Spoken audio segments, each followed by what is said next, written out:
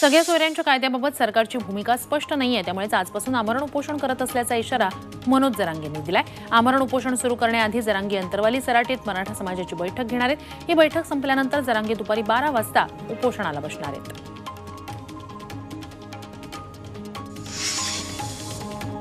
मराठा बांधवांनी आपापल्या आमदारांना फोन करावे असं आवाहन मनोज जरांगे पाटील यांनी केलंय। सर्व आमदारांनी मराठा आरक्षण कायद्याच्या बाजूने बोलावं, यासाठी आग्रह धरा असं आवाहनही जरांगे यांनी केलंय। अन्न नागरी पुरवठा मंत्री छगन भुजबळ यांना पुन्हा जीवे मारण्याची धमकी आली आहे। नाशिकच्या कार्यालयात पत्र पाठवत भुजबळांना ठार मारण्याची सुपारी घेतल्याची माहिती अज्ञात व्यक्तीने दिली आहे। मराठा आरक्षणावरून भुजबळ विरुद्ध जरांगे असा वाद चिघळला, त्यानंतरच भुजबळांना धमक्या येऊ लागल्यात। ठाकरे गटाचे आमदार नितीन देशमुख यांनी फडणवीसांवर गंभीर आरोप केलाय। सत्तासंघर्षावेळी सुरतला गेलो होतो तेव्हा आपला गेम करण्याचा प्लॅन फडणवीसांनी रचला होता। शिंदे गटातल्या एका आमदारांनाच आपल्याला ही टिप दिल्याचा दावाही नितीन देशमुख यांनी केलाय। आपल्याला हृदयविकाराचा झटका आल्याची खोटी बातमी फडणवीसांनीच दिल्याचा आरोपही त्यांनी केला। भाजप निवडणुका जिंकण्यासाठी काहीही करू शकतं, अगदी ईव्हीएम मध्ये घोटाळाही करू शकतं, असा आरोप काँग्रेसचे नेते बाळासाहेब थोरात यांनी केलाय। चंदीगडमध्ये झालेल्या महापौर निवडणुकीत ईव्हीएम छेडछाड प्रकरणानंतर ईव्हीएम घोटाळ्यावर विश्वास बसलाय असंही थोरात म्हणाले। नागरिकांना 600 रुपयात एक ब्रास वाळू देण्याचं सरकारी धोरण फसलंय। यामुळे सरकारचा 2200 कोटींचा महसूल बुडाल्याचा आरोप माजी महसूल मंत्री बाळासाहेब थोरात यांनी अहमदनगरमध्ये केला। तसंच वाळू चोरीच्या घटना वाढल्याची टीकाही त्यांनी केली आहे। लासलगाव ग्रामपंचायत सरपंच निवड प्रक्रियेला उच्च न्यायालयानं स्थगिती दिली आहे। गुरुवारी निवड प्रक्रियेदरम्यान अप्पर जिल्हाधिकाऱ्यांच्या 2 आदेशांमुळे काही नाट्यमय घडामोडी घडल्या होत्या, त्यामुळे काल पुन्हा निवड प्रक्रिया राबवण्यात आली, मात्र ती उच्च न्यायालयाच्या आदेशानंतर स्थगित करण्यात आली। माजी गृहमंत्री अनिल देशमुख यांच्या अडचणी वाढताना दिसत आहेत। देशमुखांच्या नागपुरातील काटोल विधानसभा मतदारसंघाचा नुकताच फडणवीसांनी दौरा केला।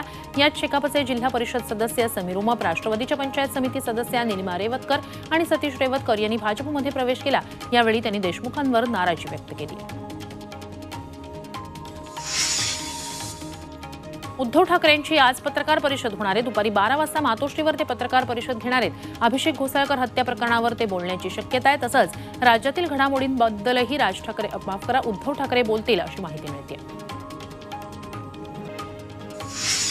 संसदेच्या बजेट सत्राचा आजचा शेवटचा दिवस आहे। यासोबतच 17व्या लोकसभेचा 5 वर्षांचा कार्यकाळही आज समाप्त होतोय। त्याच पार्श्वभूमीवर पंतप्रधान नरेंद्र मोदी आपलं शेवटचं भाषण लोकसभेत करणार आहेत। संध्याकाळी 5 वाजता मोदी लोकसभेतील निरोपाचं भाषण करतील।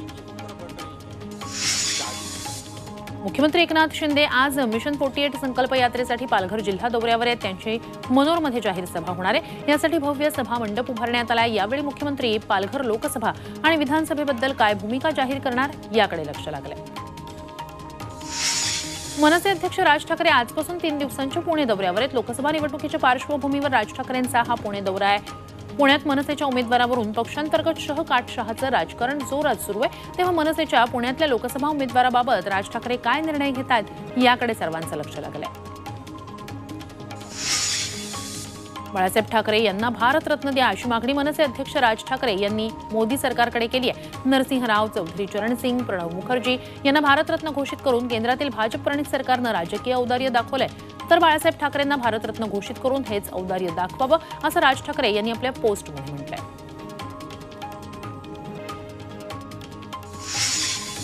संजय राऊत यांनीही भारतरत्नाच्या निमित्तानं भाजपवर निशाणा साधला। हिंदुत्ववादी म्हणून घेणाऱ्या मोदी सरकारला पुन्हा एकदा हिंदू हृदय सम्राट बाळासाहेब ठाकरे यांचं विस्मरण झालंय। आधी 2 आणि आता एकदम 3 असे एका महिन्यात 5 नेत्यांना भारतरत्न पुरस्कार जाहीर करण्यात आले। ही केवळ निवडणुकांची धामधूम सुरू आहे अशी टीका राऊतांनी केली आहे। मोदी सरकारनं आणखी 3 भारतरत्न पुरस्कारांची घोषणा केली। माजी पंतप्रधान PV नरसिंहराव, माजी पंतप्रधान चौधरी चरणसिंग आणि हरित क्रांतीचे जनक MS स्वामीनाथन यांना भारतरत्न पुरस्कार जाहीर करण्यात आले। पंतप्रधान मोदींनी ट्विटरवरून ही घोषणा केली आहे। महिन्याभरात केंद्र सरकारनं 5 जणांना भारतरत्न किताब देण्याची घोषणा केली आहे।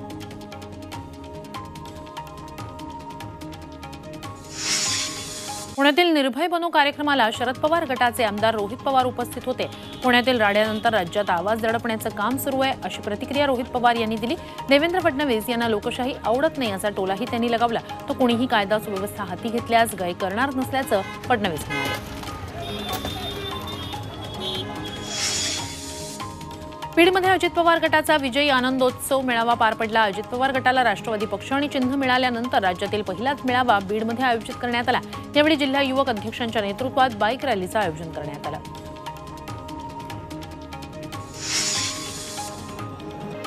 बिहारच्या राजकारणात बहुमत चाचणी आधीच आरजेडीला मोठा धक्का बसलाय। लालू प्रसाद यादव यांचे 12 आमदार नॉट रिचेबल असल्याची धक्कादायक माहिती समोर आलेली आहे। सूत्रांनी ही माहिती दिली आहे। आनंद मोहन यांचा मुलगा चेतन आनंद आणि मोकामाच्या नीलम देवी यांनी आधीच आरजेडीची साथ सोडली आहे। त्यात आता डझनभर आमदारांचा संपर्क तुटल्यानं लालूंना मोठा धक्का बसलाय।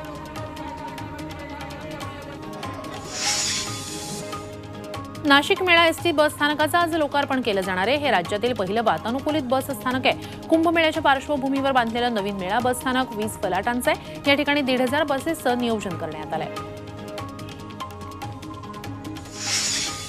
बोईसर तारापूर एमआयडीसीमुळे परिसरात वायू आणि जल प्रदूषणात प्रचंड वाढ झाली। 16हून अधिक गावांना या प्रदूषणाचा त्रास होतोय। कंपन्यांमधील रासायनिक सांडपाणी थेट नैसर्गिक नाल्यांमध्ये सोडलं जात आहे। त्यामुळे जलस्रोत प्रदूषित झालेत। याकडे प्रदूषण नियंत्रण मंडळ दुर्लक्ष करत असल्याचा आरोप स्थानिकांनी केलाय।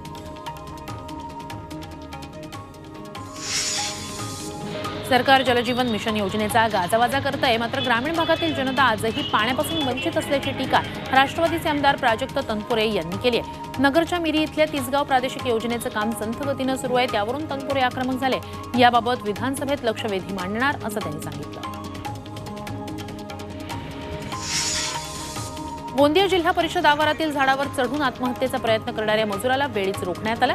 गोरेगाव तालुक्याच्या कमर गावातील लिखीराम राऊत असं या मजुराचं नाव आहे। तब्बल 13 वर्षांहून अधिक काळ ते आपल्या हक्काच्या मनरेगातील मजुरीसाठी पाठपुरावा करतायत, मात्र त्यांची दखल घेतली जात नसल्यानं त्यांनी हे टोकाचं पाऊल उचललं। यवतमाळच्या नेर शहरात माकडांनी प्रचंड दहशत निर्माण केली आहे। माकडं नागरिकांवर जीवघेणे हल्ले करतायत, त्यात वृद्धांसह काही मुलंही जखमी झालेत। या घटना सीसीटीव्हीतही चित्रित झाल्यात। वन विभागानं त्यांचा तातडीनं बंदोबस्त करण्याची मागणी नागरिकांनी केली आहे।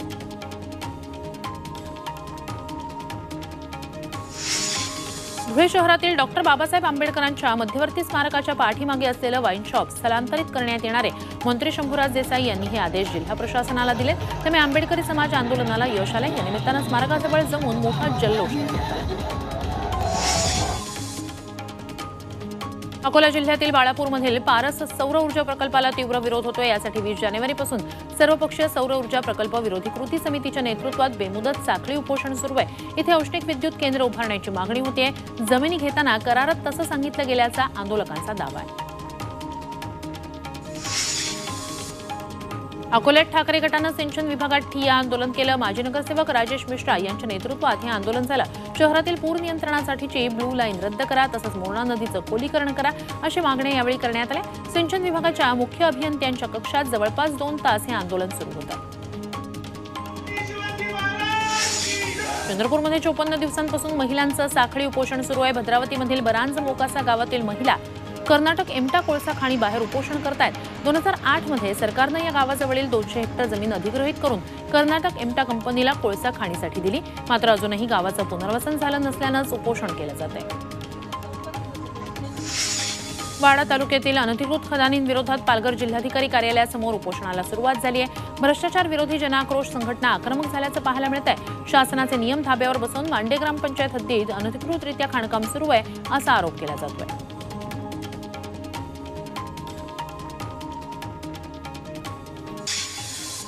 अहमदनगर जिल्हाधिकारी कार्यालयावर वकील संरक्षण कायद्याच्या मागणीसाठी मोर्चा काढण्यात आला।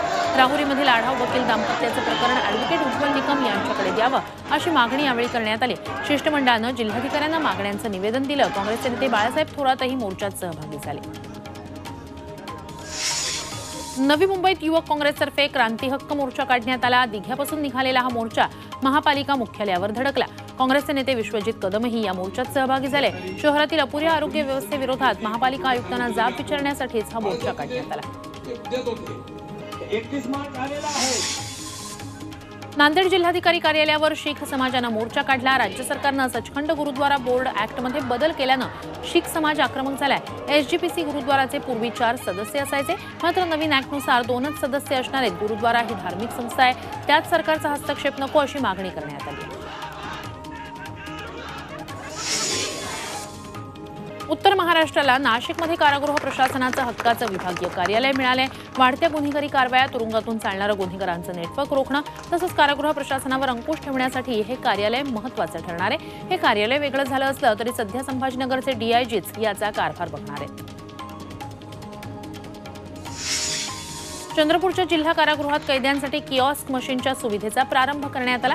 या मशीनच्या माध्यमातून कैद्यांना न्यायालयातील पुढील तारीख, प्रलंबित प्रकरणं तसंच कॅन्टीन सुविधेबाबत माहिती मिळणार आहे। कैद्यांनी या सुविधांचा लाभ घेण्याचं आवाहन यावेळी कारागृह प्रशासनानं केलं।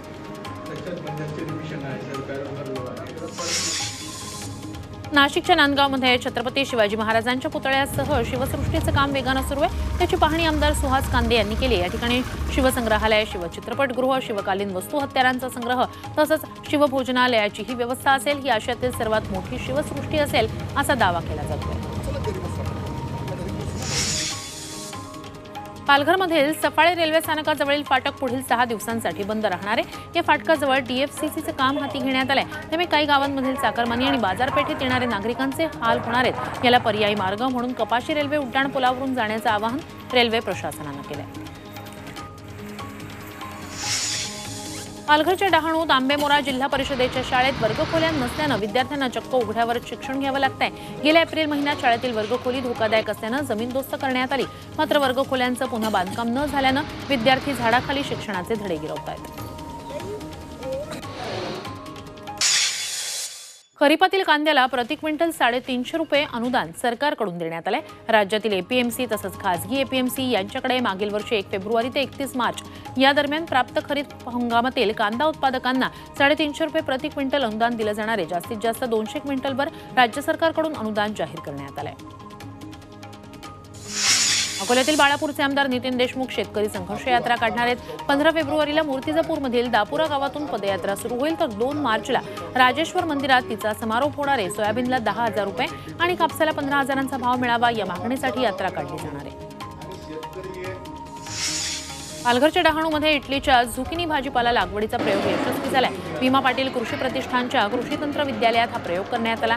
लागवडीनंतर 2 महिन्यात उत्पन्न येत आहे। वर्षभरात 4 वेळा हे पीक घेता येत आहे। त्यामुळे शेतकऱ्यांनी झुकिनी लागवड करावी असं आवाहन कृषी केंद्राकडून करण्यात आलं।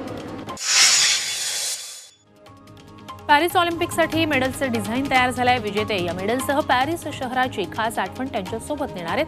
आयफेल टॉवरमधील लोखंड पंचकोनी आकारात मेडलवर बसवण्यात आलंय। आयफेल टॉवरच्या नूतनीकरणावेळी त्यातील लोखंड एका रहस्यमय गोदामात संग्रहित करण्यात आलं होतं। त्याचा वापर आता करण्यात आलाय। धुळ्यातून अयोध्येसाठी राज्यातील पहिली महामंडळाची बस रवाना झाली। ही बस 1600 किलोमीटरचा प्रवास करणार आहे। परिवहन महामंडळानं प्रवाशांकडून 4000 भाडं आकारलंय। या बसमध्ये प्रवाशांसाठी विविध सुविधा देण्यात आल्या आहेत तर 2 चालक तसंच परिवहनचे 2 अधिकारी देखील बसमध्ये असणार आहेत। वाशिमच्या मेडशीमध्ये मौनी अमावस्येनिमित्तानं खंडोबा यात्रेत हजारो भाविकांनी महाप्रसादाचा लाभ घेतला। यावर्षी बुंदी आणि पुरी भाजीचा तब्बल 41 क्विंटलचा महाप्रसाद बनवण्यात आला।